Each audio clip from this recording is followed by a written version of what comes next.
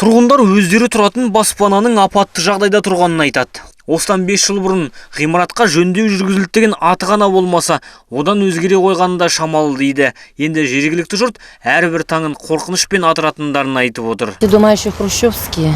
Я живу-то вообще-то здесь в бараке жила.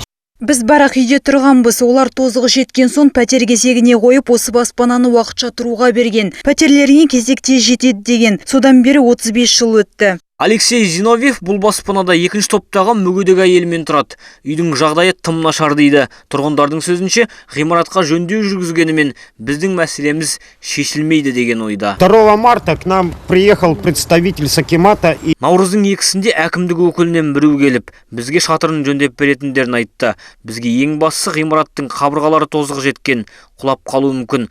Соған жөндеу жасау керек. Ал тұрғын үй инспекциясындағылардың сөзінше, ғимаратқа күрделі жөндеу жүргізілгенімен апатты баспаналардың тізімінен шығарылмайды.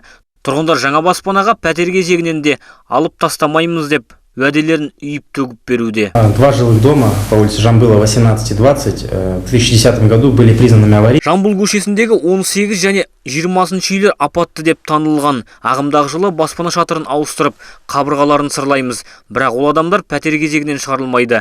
Кезектері келгенше тұра береді. Қабырғаларын әрлеу жұмыстарын біз өз қолымызға аламыз. Ал шатырын жөндеуге тұрғындар қаражат жинауы қажет. Десек те жаңа баспана алуға деген сенімдерінен айырылған жұрт көктем келіп, қабырғаларымыз құлап қалуынан қорқатындарын айтады. Өйткені шатырынан су ағып, қабырғалары сызат басқан үйдің әбден тозығы жетті.